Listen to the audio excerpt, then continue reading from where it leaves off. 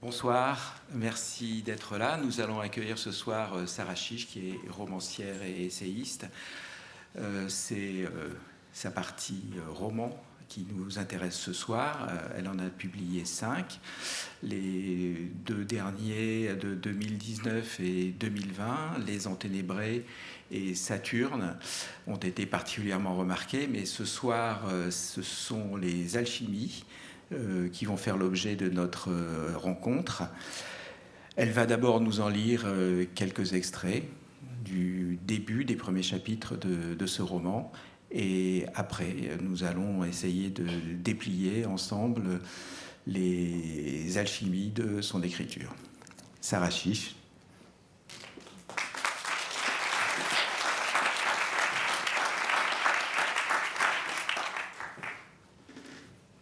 Ils enjambent des têtes dont la vie n'est plus qu'un songe, contournent sous une lumière vacillante un tapis de bras et de jambes, aussi noir que du charbon, passent devant des brancards mouillés de sang sur lesquels repose une cohue de corps.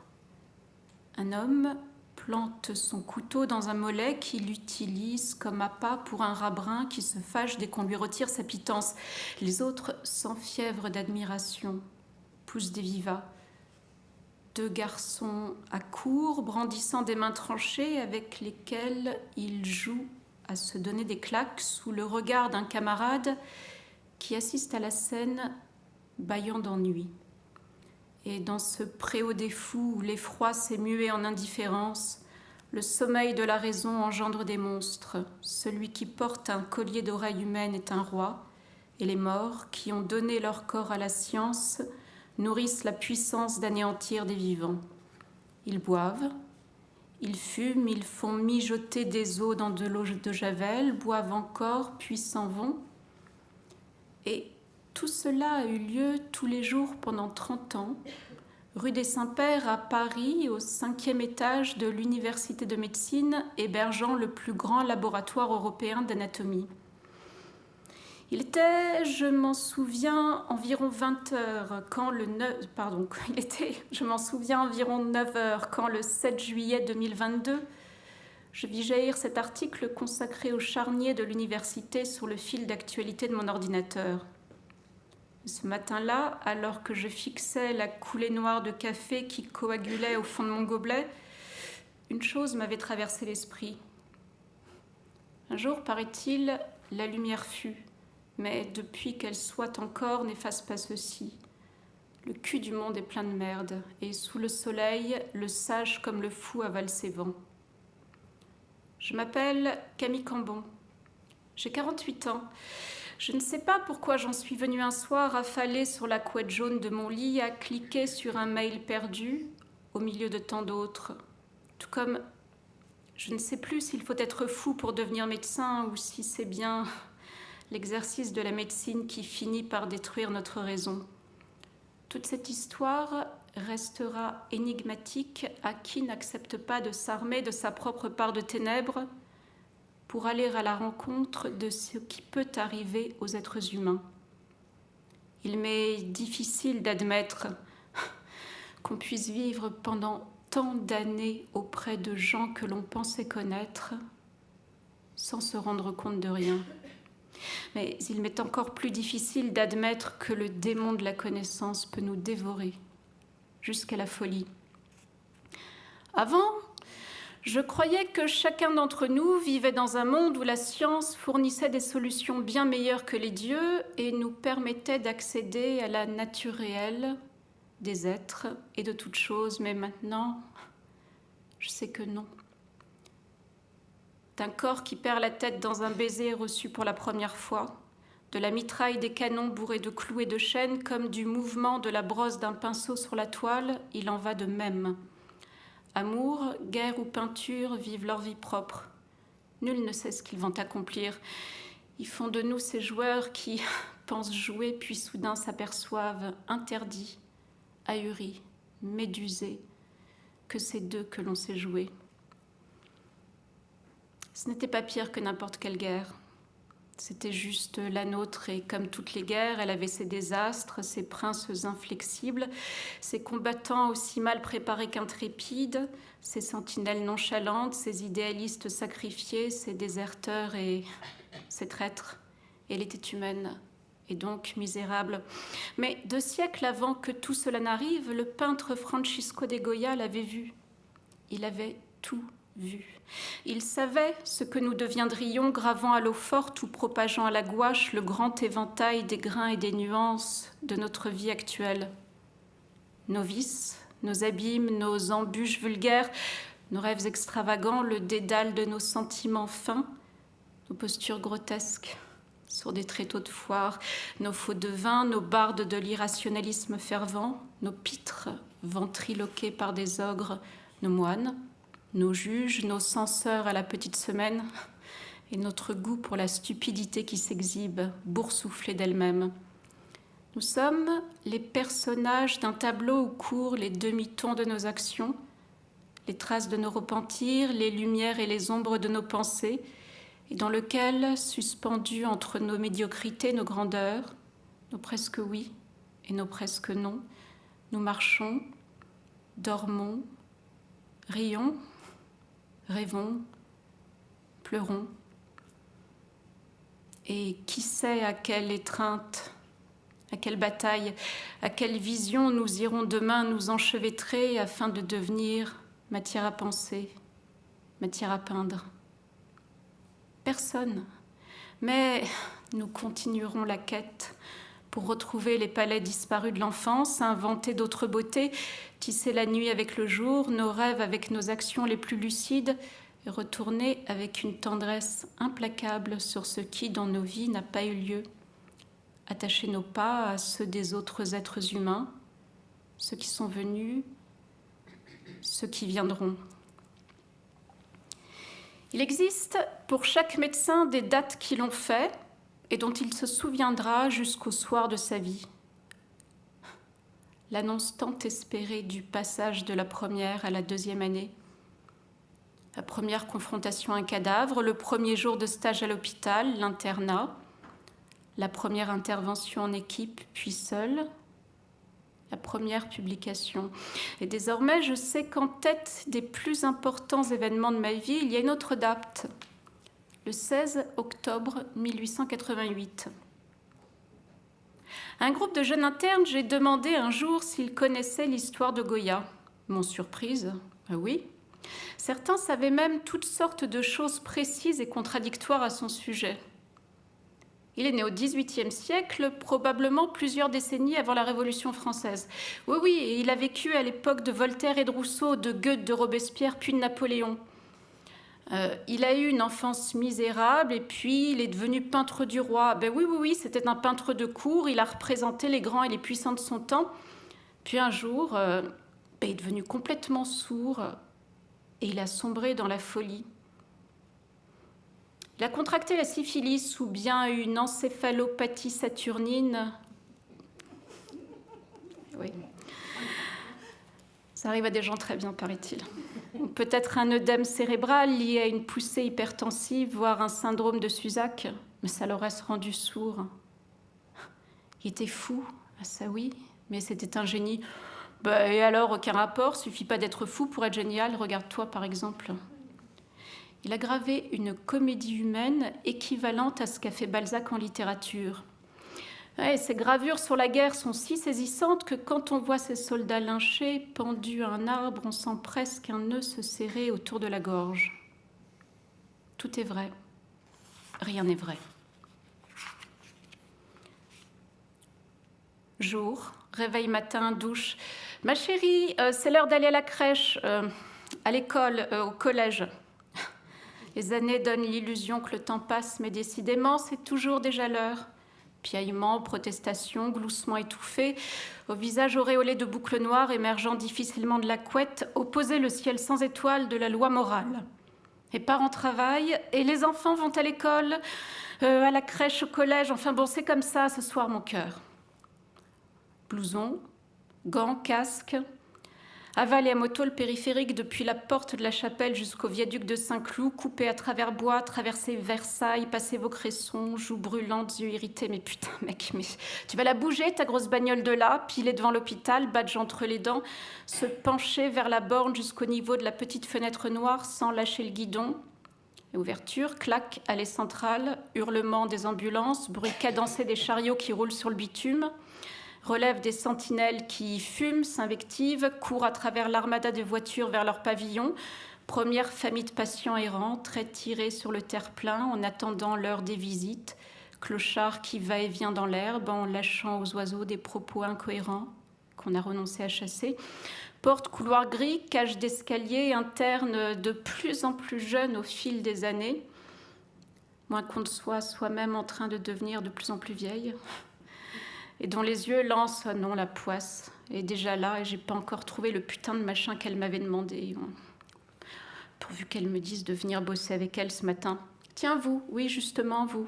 Oui, vous venez avec moi. Escalier 4 à 4, gris, code, marche en béton ciré, plus bas encore plus bas, porte en acier, rebadge. Allez, c'est maintenant, aînée ma cocotte, qu'il te faut du courage et un cœur vaillant. Lumière blanche, labyrinthe des sous-sols macérant dans une odeur qu'à force on ne sent même plus. Lavage de main, insisté entre les doigts, sous les ongles, gel, bottes sur bottes, casaque, visière, gants latex, sur gants, côte de maille. Chambre froide. Salut, qu'est-ce qu'on a aujourd'hui ? Chaque fois que je descendais en salle d'autopsie, j'avais le sentiment d'être à ma juste place. Faut avoir vu les humains dans cet état pour les connaître. Pendant des années, j'ai lavé les visages ensanglantés, écarté les plis de peau, inspecté les tatouages, examiné les morsures, photographié les plaies, recueilli les cheveux, mis à nu les muscles, incisé les cartilages, débridé les artères, disséqué les intestins, prélevé les chambres cardiaques, pesé le foie d'individus dont vous n'aviez jamais entendu parler avant de lire leurs histoires dans les journaux. Pendant toutes ces années, chaque matin, je n'ai eu qu'une obsession, opposer les forces de l'esprit à la violence, rendre à la lumière le fond le plus noir de ce que nous sommes, des humains. Bien sûr, plus jeune, débutante encore, il y avait des matins où toute la violence du monde semblait s'échouer sur nos chariots en acier inoxydable. Il y avait des heures où il nous arrivait, sans raison aucune, de partir en éclats de rire, tant l'effroi nous serrait de près, où je me réfugiais dans la pièce dédiée aux affaires irrésolues pour sangloter, poing enfoncé dans la bouche, jusqu'à ce que le froid engourdisse l'impuissance et la rage. Toutefois, ce sacerdoce me paraissait mon avenir. Chaque corps était un royaume qui s'était donné pour centre à l'univers. Chaque cas composait un pan de la fresque qui, une fois résolu toutes les énigmes, m'offrirait une peinture synoptique, définitive de la nature humaine. Il fallait continuer, je devais continuer, je continuais. Et c'est alors que Goya a fait de nouveau irruption dans ma vie. En réalité, il ne m'avait jamais quittée. À l'époque, je travaillais depuis 10 ans dans un institut médico-légal soigneusement dissimulé à l'extrémité sud d'un centre hospitalier, par ailleurs reconnu pour sa prise en charge exemplaire des accidentés de la route. Les lieux avaient fait les frais de 2 ans de pandémie, durant lesquels les héros d'un modèle d'excellence en médecine avaient dû, pour soigner un virus nouveau, se confectionner des protections respiratoires avec des soutiens-gorge ou des masques de plongée. De vague en vague de démissions, ces pavillons fermant les uns après les autres, le dit centre ressemblait de plus en plus à un village fantôme au pied d'un volcan. Mais pendant ce temps, notre service de médecine légale s'en sortait bien. Nous n'avions pas de jour sans, comme les cinémas, les restaurants ou les salons de coiffure. On tue ou on se tue quotidiennement. Pas de chômage en vue, pas de démission non plus. Au début de l'été 2022, nous étions 5, nous étions drôles, ridiculement solennels, acharnés, aiguillonnés par notre goût pour la médecine, sans plus aucun espoir de la réinventer. Aïda, médecin à diplôme étranger qui nous avait rejoints lors de la pandémie, était la dernière arrivée. De prime abord, extraordinairement prétentieuse, suscitant la terreur tout autant que la fascination. regard à décourager toute personne tentant d'infirmer ses hypothèses. Geste sûr, bureau à l'ordre inversement proportionnel au mien, pas de vie hors de l'enceinte du service. Le diable s'habille en Prada mais se parfume au formol. Incapable de parler d'autre chose que de la boutique. Qui est autopsié qui va publier quoi, aller à tel congrès, même à 2h du matin, après 3 gin toniques. On apprendrait au bout de plusieurs années que l'origine de cette vocation se cachait sous la terre collante d'un village bosniaque à la graphie bizarre, hérissé de consonnes où avait, hélas, résidé une partie considérable de sa famille. Pauline était son reflet négatif, consciencieuse, humble. Passion d'enseigner et de transmettre qui faisait flamber le bleu de ses pupilles dans la porcelaine de son visage. Redoutable capacité d'analyse.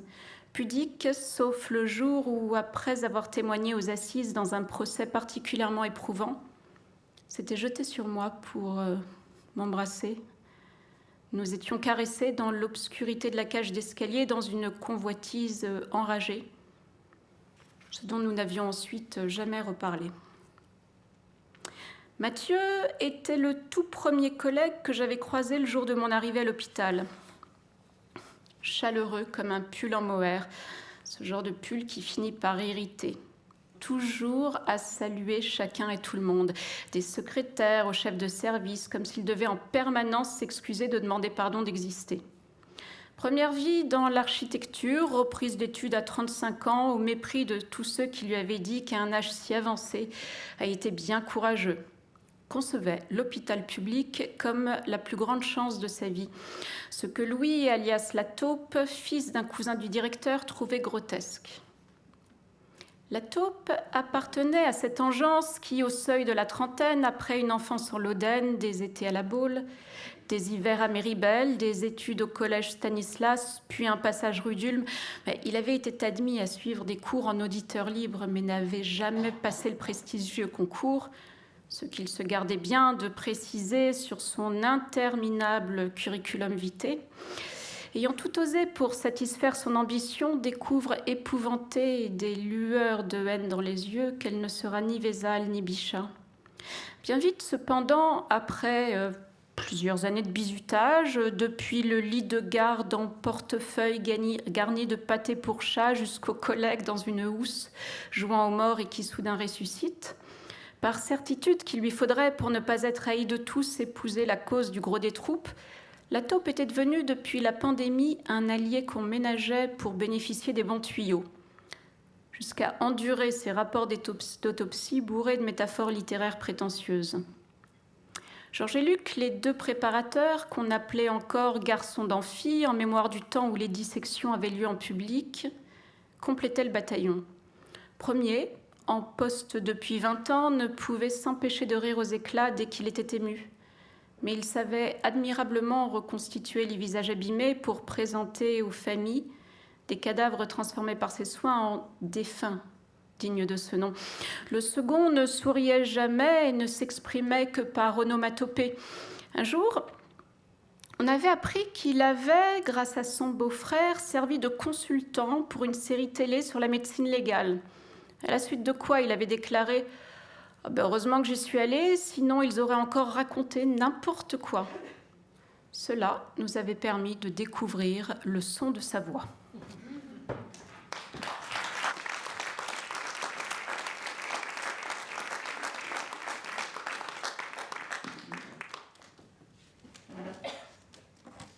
Bien, merci Sarah. On vient de l'entendre. Les passages que vous avez lus montrent que vous êtes dans un monde légèrement différent de celui qu'on connaissait, que celui que connaissaient les lecteurs de vos précédents livres. C'est-à-dire que le matériau autobiographique est peut-être discernable fugitivement, mais il n'a pas la présence qu'on pouvait deviner dans Les Enténébrés ou dans Saturne, et vous êtes délibérément tourné vers la fiction. Alors pourquoi ce changement de pied, si l'on peut dire? Bonsoir à toutes et à tous.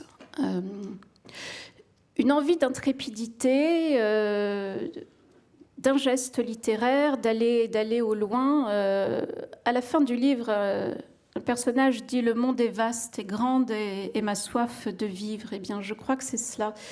La littérature est vaste et grande et ma soif d'explorer toutes sortes de mondes, toutes sortes de genres. Vous voyez, il y a des auteurs qui, de livre en livre, vont explorer inflexiblement la même histoire. Et cette répétition ou cette reprise peut être tout à fait honorable, tout à fait admirable dans sa fixité même. Et puis il y en a d'autres dont je suis résolument qui, de cycle d'écriture en cycle d'écriture, vont explorer des mondes, des paysages, des époques tout à fait différents. J'étais allée avec Saturne et les Enténébrés dans l'exploration d'un matériau, il est vrai, somme toute assez autobiographique et assez mélancolique. Il y a plein d'autres choses sur quoi j'ai envie d'écrire. Donc voilà, et j'ai découvert une vraie joie d'écriture absolument inédite. Vous vous doutez bien qu'écrire les Enténébrés ou Saturne... Dans ma vie d'écriture, c'était tout à fait fondamental et nécessaire, mais ce n'était pas une petite promenade de santé. Or, là, j'étais vraiment heureuse de faire monter sur scène ces personnages, de les imaginer, de les faire dialoguer, de passer comme cela du siècle de Goya à l'hôpital public de nos jours, puis de retourner dans les années 60 à Bordeaux et d'explorer des paysages autres avec une langue différente aussi. Alors, on ne va pas déplier toutes les subtilités de l'intrigue, puisque en gros, il y a un système, je dirais presque, d'intrigue gigogne dans ce livre. Mais on a vu, et quand je dis vu, on a pu le voir sur l'écran de projection, la présence assez insistante de Goya. Vous lui consacrez même dans les premiers chapitres qui sont un peu...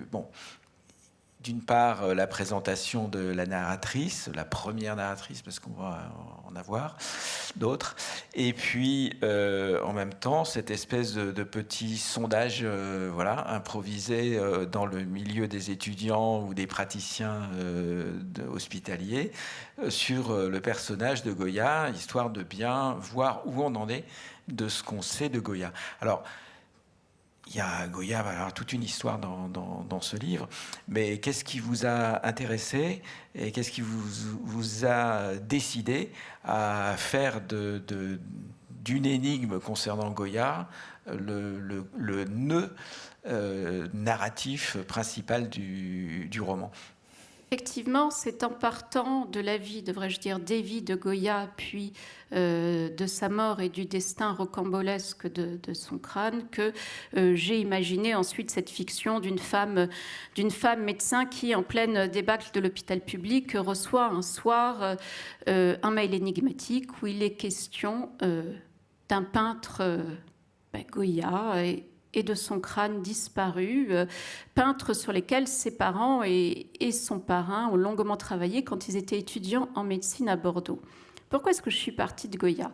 Peintre adoré et chéri depuis l'adolescence, d'abord pour ses vies. Je m'intéresse à ce qui fait l'étoffe des êtres, leur texture, le fait que chacun d'entre nous contient des couleurs contradictoires en lui, et que c'est parfois, ou un grand orchestre, et que c'est parfois très disharmonique.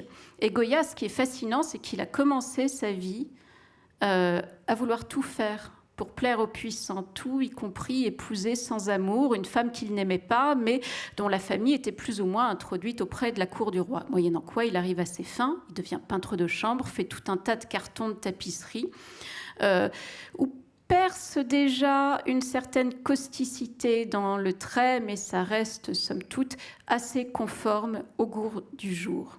Et puis on est en 1792, à Séville, il s'effondre en pleine rue. C'est une attaque neurologique dont il émerge complètement transformé, déjà quasiment sourd, et donc enfermé dans cette surdité, il va en sortir métamorphosé. Sa palette va s'obscurcir et ça va devenir le peintre visionnaire des désastres de son temps. Je dis bien visionnaire parce que des nôtres aussi. Quand vous regardez les capriccios, gravures qui ouvrent le 19e siècle, hein, on a vu tout à l'heure le sommeil de la raison engendre des monstres. Eh bien, ça nous parle aussi tout à fait de nous, de notre temps. Quand il dénonce, quand il peint les vices de son époque, le mensonge, l'hypocrisie, les masques, les costumes changent, mais les masques restent les mêmes. Et donc, pour moi, c'est vraiment le peintre qui a fait l'équivalent de ce que Balzac a pu faire en littérature. Une comédie humaine ténébreuse, féroce, burlesque. C'est cela aussi que j'ai essayé de retranscrire dans ce style d'écriture, c'est que si vous regardez les peintures les plus noires de Goya, ses caprices, les désastres de la guerre, vous apercevrez toujours une petite phrase en dessous, écrite de la main même de l'artiste. C'est une petite phrase toujours décalée, extrêmement ironique. Donc s'il y a du noir, c'est toujours contrebalancé par une espèce de feu, une espèce de burlesque.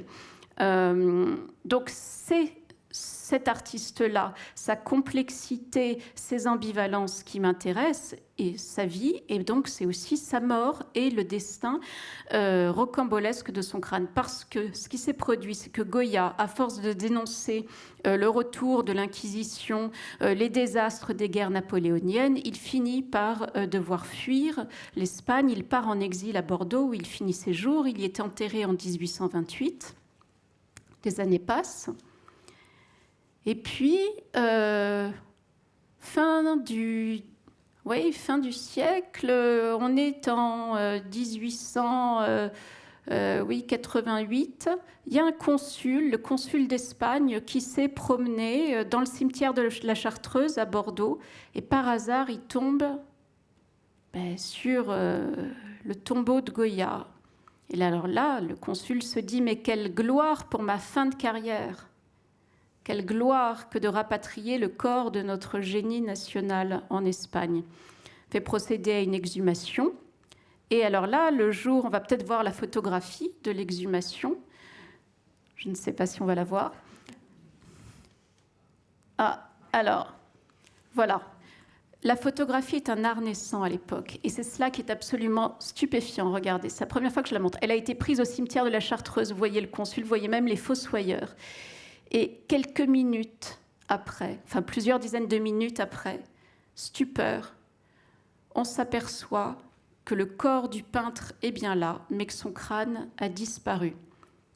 Et c'est en partant de là, au fond, et des hypothèses multiples, parce qu'à l'époque, il y avait cette science, la phrénologie, qui postulait que l'origine de nos tares ou de nos vertus était inscrite sur les bosses de nos crânes. Et c'est comme ça que tout un tas de crânes d'artistes ont été volés. Je parle du crâne de Goya, mais il y a eu aussi le crâne de Beethoven, le crâne de Descartes qui est passé de main en main pendant des années avant qu'on finisse par le retrouver. Donc il y avait cette passion de l'origine du génie. C'est ça qui m'a intéressée aussi. Cette ambivalence, c'est chez ces chercheurs d'absolu qui... C'est plus facile quand on écrit.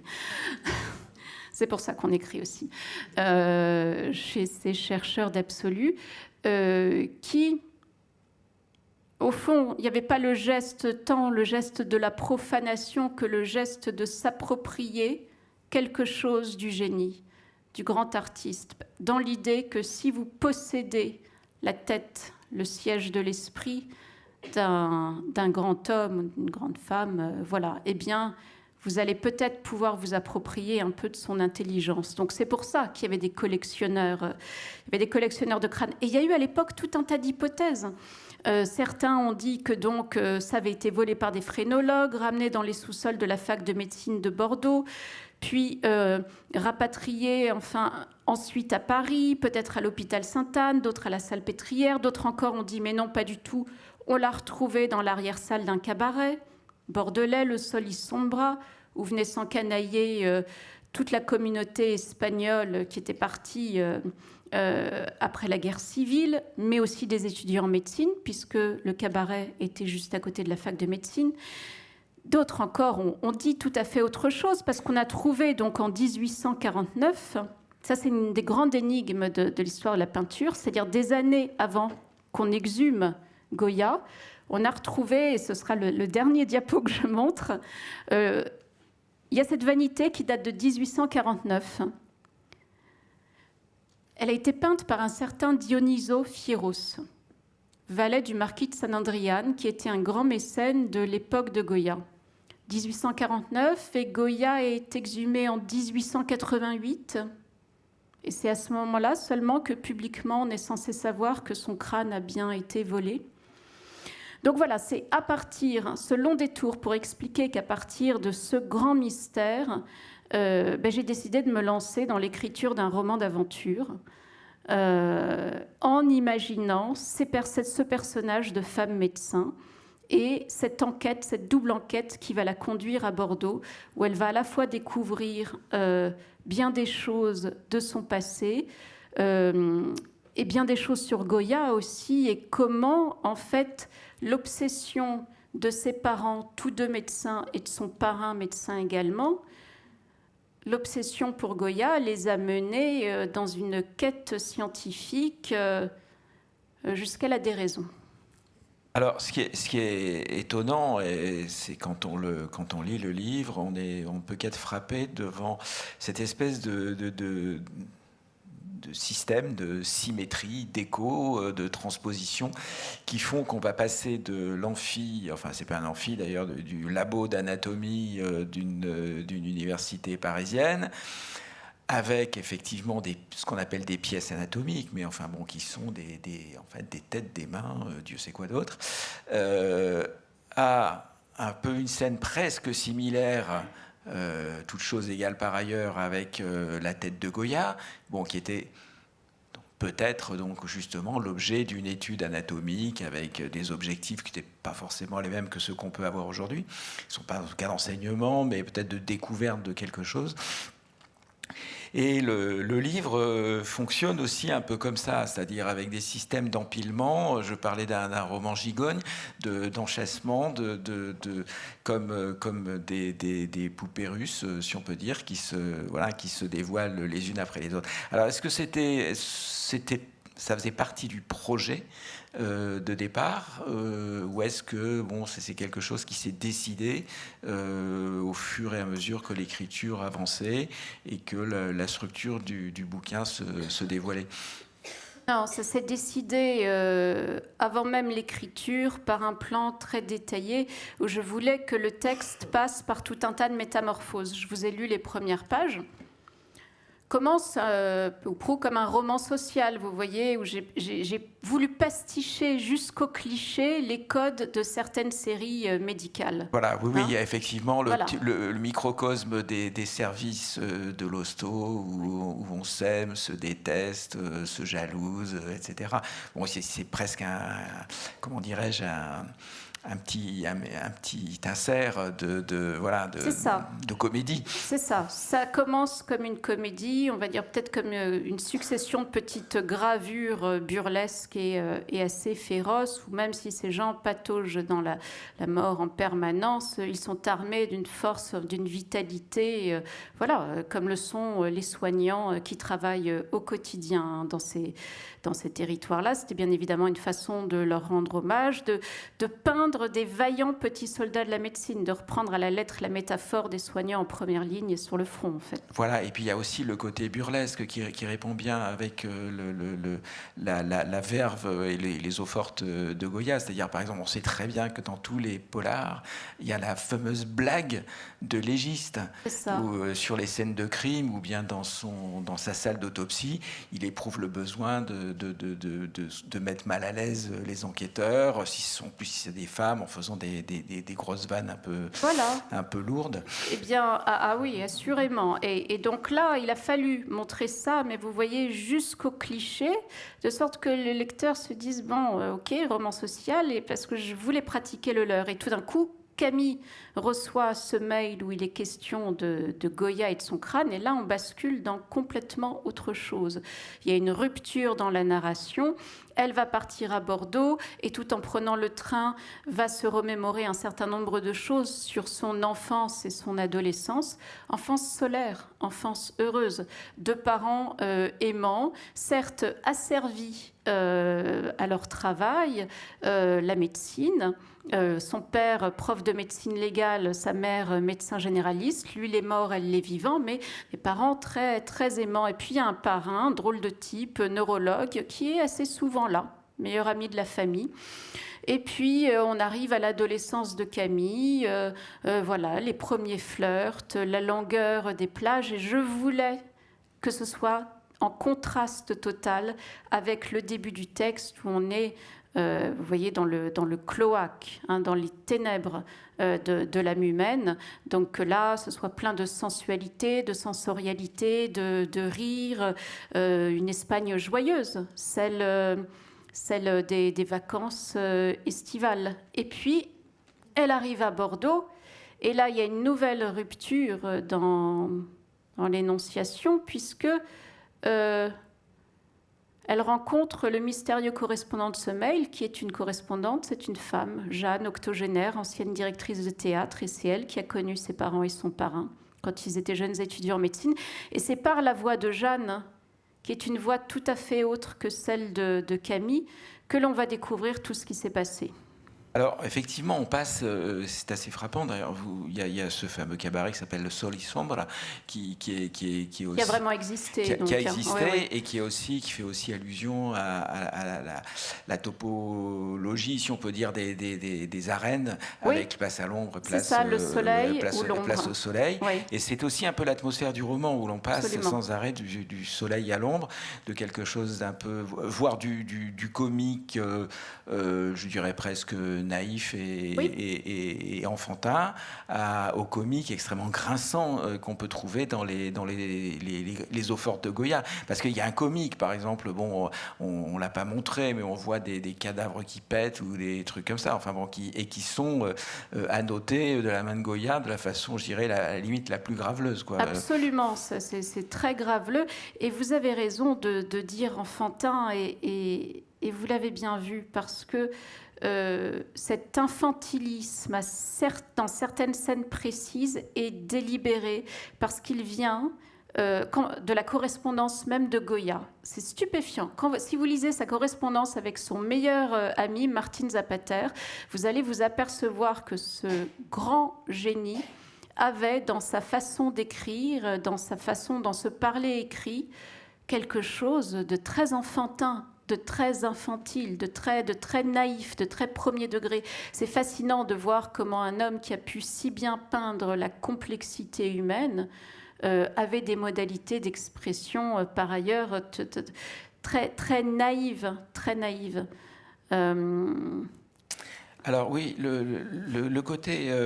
alors on parlait effectivement de la structure du roman qui est faite un peu d'un système de reflets, de transposition, enfin je dirais presque comme des triangles semblables, quoi. Enfin, voilà, Ah mais il y a plein de géométrie, il y a plein de maths, voilà. En fait. Et effectivement, il y a ça, et en même temps on voit de façon assez, je dirais, insistante et très présente et presque déterminante, des structures qui étaient déjà là, dans des thèmes, des motifs qui étaient déjà là dans vos autres romans. Je pense à la question du souterrain, la question de la profondeur. Alors on pourrait parler de la psychologie des profondeurs, mais on peut... là, il y a le premier chapitre qu'on a entendu, c'était une descente aux enfers dans les salles d'autopsie. On en trouve d'autres, on trouve des catacombes, on trouve de la plongée, on trouve des tas de choses. Et ça répond aussi à l'aspect cauchemardesque de ce que propose Goya. et à des scènes qui rejouent presque des scènes qu'on a pu lire dans des romans précédents. Je pense aux scènes de la plage, dans Saturne, on voit cette espèce d'épiphanie paternelle d'une naissance, pas de Vénus, mais disons du père, si on peut dire, voilà, dans un bout de fil. Alors ça, c'est quelque chose dont vous... Il faut être un lecteur très attentif. Voilà, oui, mais vous l'avez écrit, donc est-ce que c'est quelque chose dont vous avez senti est-ce que vous avez senti une poussée de ces images venues peut-être d'une sorte d'inconscient littéraire, hein, et pas forcément d'ailleurs, mais disons de votre univers d'écrivaine. C'est bien la même tête, même si elle a changé, c'est bien la même tête qui écrit, donc il y a des thématiques, qui reviennent, et j'aime bien créer des souterrains, c'est vrai, des passages secrets entre mes livres, et donc ça m'a amusé en quelques occurrences de reprendre des motifs des précédents livres, mais de façon très très discrète et absolument pas autobiographique, pour les inverser, vous voyez, dans des chiasmes ou dans des symétries. Pour une fois encore, il s'agit d'un jeu, hein, au sens de jouer et au sens non, je pense qu'il y avait vraiment l'exigence de passer à complètement autre chose. J'aurais du mal moi-même, ça c'est le travail de la critique, j'aurais du mal moi-même à dire qu'il y a des choses que j'ai voulu délibérément à tout prix recaser, qui étaient dans mes précédents livres. Ça, je ne crois pas. Par exemple, voilà... cette image de Camille avec son père lisant sur la plage. C'est une fille préadolescente qui lit avec son père. C'est un truc que par définition, j'ai jamais connu. Et ben, je me suis dit, mais ça va être génial d'inventer ça, d'écrire. C'est ça qui est merveilleux avec la littérature et la fiction, c'est-à-dire que ça vous permet d'explorer des choses que vous n'avez jamais vécues, que vous ne vivrez jamais. Donc, par la grâce de la littérature, eh bien voilà, une fille avec son père sur la plage en train de lire un livre. Et plein d'autres choses comme ça, avec encore plus d'invention dans la deuxième partie, où on est vraiment dans le roman gigogne, avec un hommage à la littérature espagnole, au roman picaresque, avec un système d'enchâssement d'histoire dans l'histoire racontée par Jeanne, qui est ancienne directrice de théâtre et qui, le temps d'une nuit, va confier à Camille bien des choses, mais sans qu'on sache jamais avec certitude s'il s'agit d'un mensonge, du délire d'une femme en fin de vie, ou bien si c'est strictement réel. Oui, ou si elle joue à inventer. Peut-être qu'elle joue à inventer, oui. Voilà, si elle fait un cadeau d'une histoire qui est peut-être pas vraie, mais qui est belle en tout cas. Enfin, qui est belle, qui est terrible, mais belle. Je ne sais pas. En tout cas, c'est comme ça que l'histoire est venue. Et là, c'est vrai que pour cette deuxième partie, j'avais au début imaginé tout un tas de développements supplémentaires, notamment avec une histoire d'arsenic, parce que j'avais fait beaucoup de recherches, mais j'ai laissé tomber parce qu'il y a déjà beaucoup de portes que j'avais ouvertes. Et il convenait de ne pas en ouvrir trop pour laisser toute sa place à la puissance du romanesque. Mais il y a une chose qui compte beaucoup pour moi, c'est le travail d'enquête. C'est-à-dire que je pense vraiment que... pour moi, la fiction n'exclut pas la rigueur. C'est-à-dire que pour décrire au plus près ce dont il est question dans ce roman... D'abord, j'ai beaucoup lu sur Goya, j'ai vu le documentaire de Samuel Alarcón, j'ai lu les livres de Michel del Castillo, Jean-Claude Carrière, Stéphane Lambert, etc., Saturne d'André Malraux, bien évidemment. Mais celui-là, je l'avais lu depuis longtemps. Et puis, je suis allée dans 2 services de médecine légale, rencontrer des soignants, voir comment ils travaillaient concrètement. Et puis ça, c'est mon petit côté Indiana Jones re-rentré. Vous l'avez mentionné, il y a un épisode dans les catacombes de Paris, partie non officielle. J'ai poussé le sens de la rigueur jusqu'à me rendre moi-même dans ces catacombes. Voilà, après avoir infiltré un forum de cataphiles. Parce que je devais aller, mais contrairement au personnage du roman, il n'y a pas eu de prise de substance. Voilà. mais je devais aller au plus près. Il y a ce modèle d'une littérature, vous voyez, quand même naturaliste, où on va sur le terrain, on va sur le motif, on fait beaucoup de recherches. Et je dois dire que dans l'écriture de ce roman, le plaisir de la recherche a été quasi équivalent au plaisir de l'écriture. Alors, vous avez employé tout à l'heure le terme de métamorphose. On ne peut pas ne pas songer à la romancière qui vous a donné un long exergue, enfin le plus long des 2 exergues du livre, qui est Marguerite Yourcenar. Dans l'œuvre noire, il y a, on voit bien que le roman est un processus de transmutation, que l'œuvre noire aboutit en principe au succès de l'œuvre, du travail de l'alchimiste. Mais j'aimerais que vous donniez un peu quelques indications sur la place qu'a tenue. Alors, est-ce que c'est Marguerite Yourcenar dans son ensemble? Est-ce que c'est simplement l'œuvre noire? Et voilà, comment ça s'est arrangé?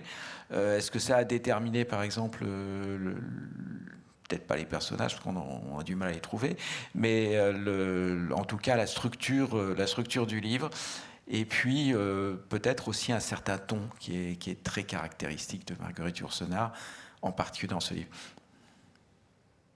Eh bien, il est certain... Enfin, quand je dis un certain ton, une espèce de distance où il y a à la fois beaucoup de compassion, enfin disons de sympathie, et beaucoup d'ironie aussi.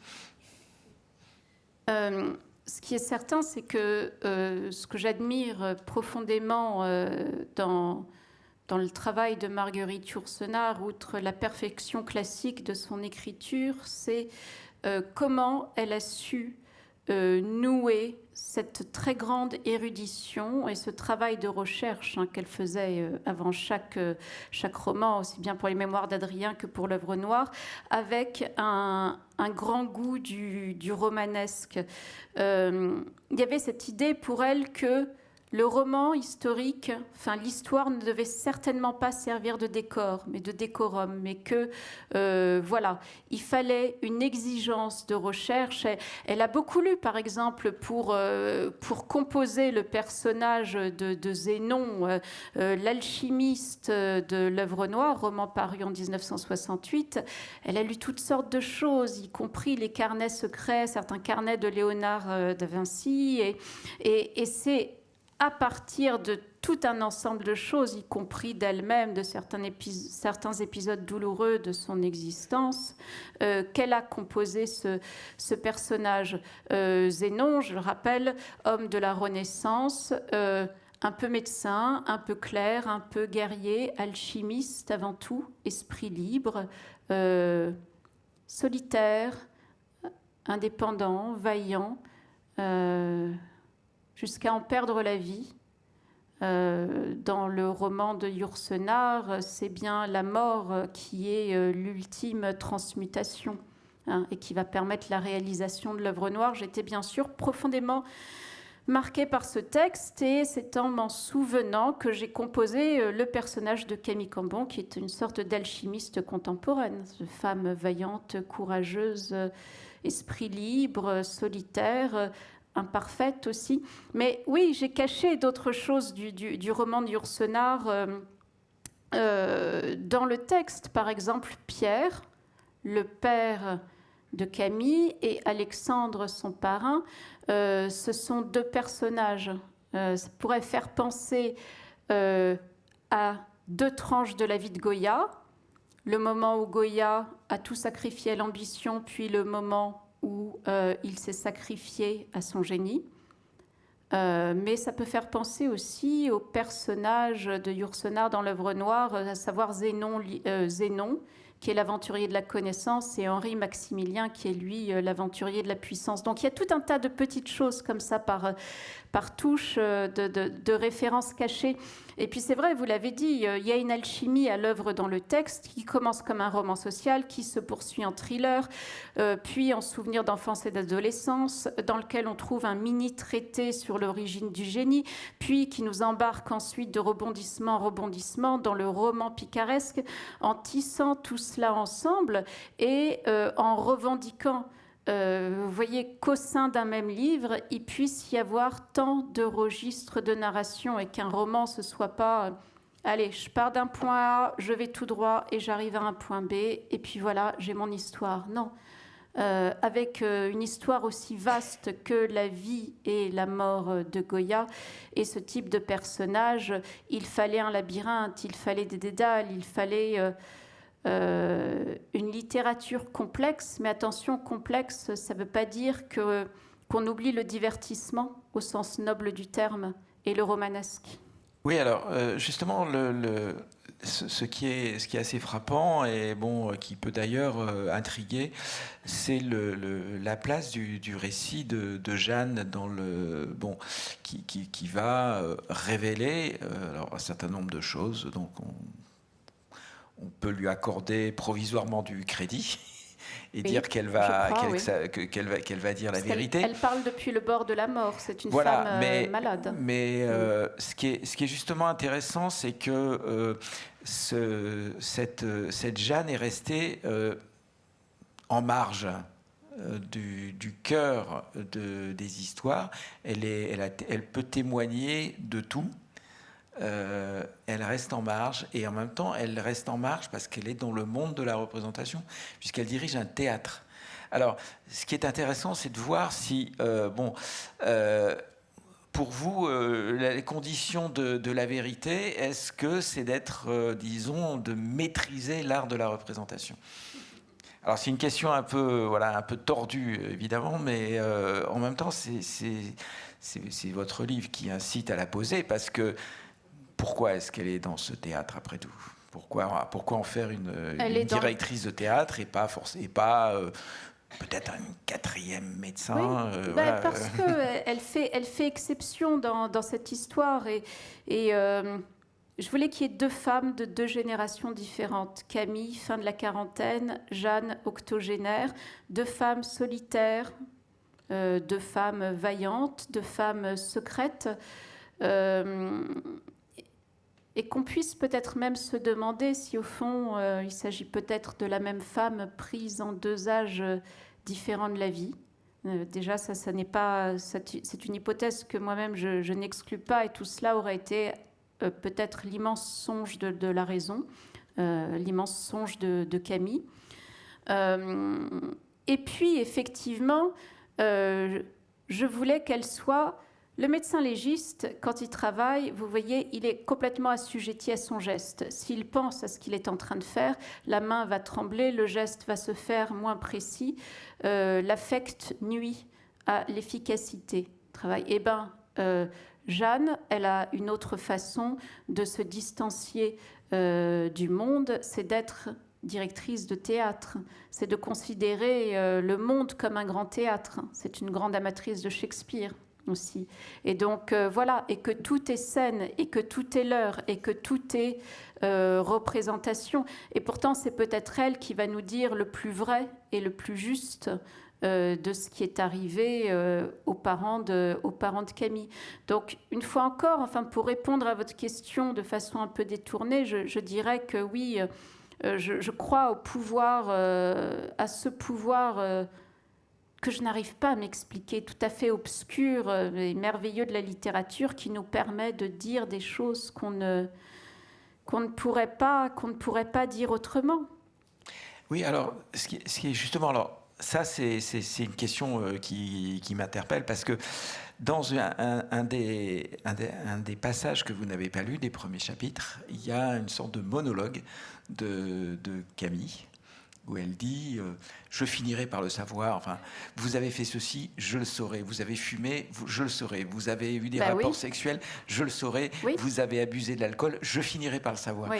Donc, elle est dans sa salle d'autopsie, oui. Et elle est sous le régime de la preuve, oui. De la vérité. Elle va avoir une vérité qui est appuyée sur un savoir médical, sur des preuves qu'elle est capable de produire, et c'est pas du tout la vérité en réalité, parce qu'elle ne sait pas grand-chose. Absolument, c'est une façon d'opposer le savoir de la science à la vérité qui nous est fournie par l'art, qui au fond est supérieur. Même si on parlait, parfois, il fut un temps du théâtre anatomique pour parler des salles de dissection. Absolument, on parlait du théâtre anatomique parce qu'il y avait tout ce dispositif de représentation.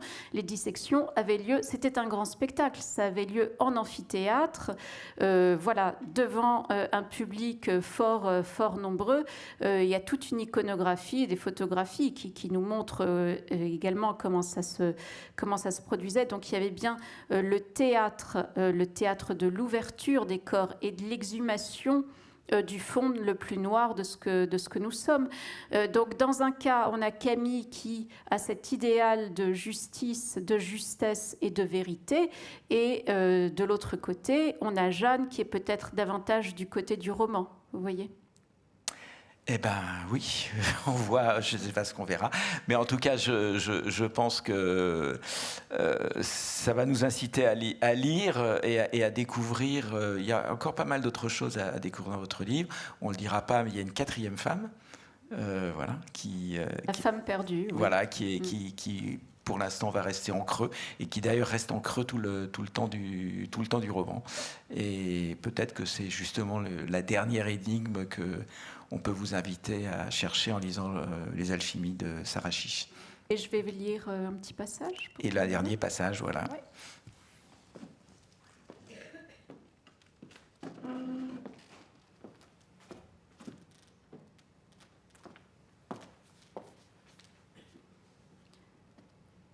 Je n'ai pas démissionné. Il ne m'a pas paru opportun de retourner avec Thomas. Je n'ai pas non plus tenté quoi que ce soit avec ma collègue Pauline. Mais le monde est vaste. Grande est ma soif de vivre. En revanche, le chat de Jeanne a instantanément adopté ma fille. À ce jour, il file toujours le parfait amour. De retour à mon poste, il me sembla évident que je ne devrais jamais avouer à Henri de la Bruce que j'avais rencontré sa sœur Jeanne, ni tout ce qu'elle m'avait raconté. Et comme il se comporta avec moi selon son habitude, je supposais qu'elle ne lui avait rien dit non plus, ou bien qu'elle lui avait tout dit, et qu'il souhaitait que je me conduise avec lui comme si je ne savais rien. Comme toujours, avant de partir en vacances, le directeur de l'hôpital nous annonça qu'une réunion décisive aurait lieu à la rentrée. Et comme toujours, nous savions qu'il n'en sortirait rien. 2 mois passèrent. Un matin, je vis la Bruce vêtue de noir. Un entrefilet discret dans la rubrique nécrologique d'un quotidien du soir me confirma que Jeanne avait mis son projet à exécution et s'était évaporée de la surface du monde. Peu de temps après, la Bruce présenta sa démission. Toutes sortes de rumeurs coururent. Je savais que la vérité était tout autre, mais une fois encore, je ne dis rien. Quand il me convoqua dans son bureau, la Bruce m'informa qu'il avait parlé à la direction. Un sourire naquit dans ses yeux, glissa sur ses joues, retroussa sa bouche. Je leur ai signifié, me dit-il, que je ne rendrais les armes qu'à une condition. Je tiens expressément à ce que mon successeur soit la plus grande tête de mule que j'ai jamais vue passer ici. Ma stupéfaction, je devins directrice de l'Institut médico-légal. Et aujourd'hui, 3 ans plus tard, je le suis toujours. La nuit qui suivit mon premier jour dans l'exercice de ces nouvelles fonctions, je m'endormis à ma table de travail, le chat à mes pieds. Jeanne de la Bruce luisait devant moi, elle avait des yeux de chouette et chuchotait les mots que son frère m'avait dit lorsque j'étais arrivée à l'Institut médico-légal. Montrez-moi ce que vous avez dans le ventre. Mes parents sortaient ensuite des cabanes dans lesquelles ils avaient toujours rêvé d'habiter. Ils marchaient sur la plage, incroyablement jeunes, sous un ciel bleu de Prusse, liquide. Je courais vers eux, ivre de joie. Et plus je me rapprochais d'eux, plus je rapetissais, point qu'arrivée dans leurs bras, j'étais de nouveau une toute petite fille. Je les vis alors avaler un buvard imprégné d'acide sur lequel était écrite ma nomination officielle comme directrice de l'Institut, tout comme le premier jour de ma première année de médecine, j'avais avalé alors que je m'apprêtais à franchir les portes de l'université, le dernier mot qu'il m'avait écrit avant de mourir. Je ne voulus pas prêter la moindre attention à ces excrétions de ma conscience. À mes yeux, la couleur et la trame des songes racontent peut-être quelque chose du royaume des morts, mais le rêve, comme la peinture, n'a que faire d'interprétation. Les semaines s'écoulèrent, les rêves s'obstinèrent. Quelque temps plus tard, au fil de mes recherches, j'appris que Dionisio Fieros était mort subitement, 129 ans plus tôt, alors qu'il se rendait à une corrida. Le 2 décembre 2022, consumé par une pensée fixe, je sollicitais l'exhumation du corps de Fieros. La procédure fut longue. En théorie, seule une autorité judiciaire peut l'ordonner. Je ne dus cette exception aux règles qu'à mes nouvelles fonctions. Quand on ouvrit le caveau, on retrouva un corps desséché. À l'intérieur de son abdomen, une masse cristallisée, les restes des viscères abdominaux, et dans ses intestins, un petit flacon de verre d'1 centimètre de long et de 4 mm de diamètre, scellé avec une résine végétale résistant à la digestion, de la cire d'abeille. Et dans ce flacon de verre, un peu de méninge collé à une écaille osseuse. Le microscope confirma qu'il s'agissait d'un morceau de crâne et de dure-mère. On compara l'ADN de ce fragment d'os à celui d'un morceau d'étoffe ayant appartenu à Goya. Le laboratoire rendit son verdict. Fieros avait ingéré un fragment du crâne de Goya. À certains, le geste de Fieros paraîtra insensé, mais à celles et ceux qui vivent dans la tyrannie des idées, connaissent la finitude du corps, mais ne se résignent pas à celle de la pensée, n'appartiennent plus au monde à force d'être asservis par le démon de la connaissance à s'en brûler le sang, espèrent trouver dans une masse d'1 kilo de graisse, d'eau, de protéines, de glucides et de sel la clé de l'esprit derrière les peintures noires où la théorie de la relativité s'absorbe dans la contemplation d'une pierre, se damne pour la composition chimique d'un pigment bleu pour un couloir secret dans une pyramide ou pour un crâne volé 2 siècles avant leur naissance. L'écho tragique de ce grand œuvre semblera limpide. Ce génie qui avait hanté ses travaux et ses jours, ce génie que son maître Sanandrian vénérait au point d'avoir volé son crâne, ce génie que Fieros révérait tout en maudissant son maître de tant l'aimer et Goya d'avoir su explorer tous les plis de nos âmes, depuis nos rêves solaires jusqu'à nos hantises ombreuses, avec un talent que lui, Fieros, n'aurait jamais. Ce génie dont mes parents, mon parrain, tous ces savants et ces artistes avaient tenté de cerner l'origine dans l'espoir de savoir ce qui lui avait ouvert les portes de l'immortalité, ce génie venu des Lumières qui en avait peint tous les éclats, les espérances et les disgrâces, toutes les laves et toutes les cendres, ce génie dont les œuvres arrachées au désastre des guerres, préservées des caprices des hommes et de la censure, continuaient d'éclairer nos jours de leur intense opacité. Ce génie venu d'un monde ancien, essentiel à notre monde et à celui qui viendrait encore, ce génie serait enfin à lui, avec lui, rien qu'en lui, pour la vie d'après nos vies, la vie sans plus d'amour-propre ni d'orgueil, la vie enfin éclaircie de ses mystères, la vie éternelle. D'un coup de marteau, Fieros fracasse le crâne du peintre et en choisit un éclat, le glisse dans une fiole de verre. Il ouvre toute grande la bouche et avale la fiole avide. La douleur fuse, prélude à l'occlusion intestinale. 3 jours plus tard, il met ses plus beaux habits, s'aventure hors de chez lui. Les feux de la Saint-Jean enflent petit à petit dans la ville battue par les vents. On y fait griller des sardines ou brûler des bouquets d'herbes qu'on accroche aux portes des maisons. Il marche sous les balcons ornés de linge immaculé. Une longue ligne dansante et gloussante d'enfants affublés de masques au rictus grotesque surgit de la pénombre, s'enroule autour de lui. Tous les mondes que l'esprit humain saisit et tout ce qu'il reflète d'inconcevable se précipite dans sa tête. Il chancelle respire par saccades. La soif lui assèche les lèvres, lui racle le gosier. Des tambourins frissonnent, une procession approche. Le vacillement des flammes des cierges bat dans ses yeux comme un pouls filant. La pulsation des tambours et le grincement des flûtes augmentent, enflent encore et encore à lui percer le crâne. Soudain, il ne les entend plus. Ce n'est pas la fin, mais le commencement.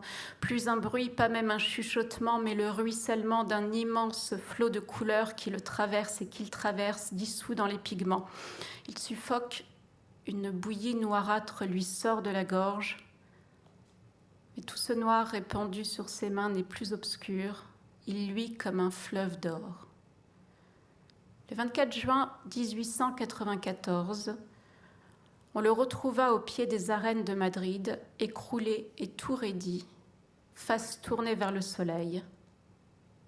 Il souriait.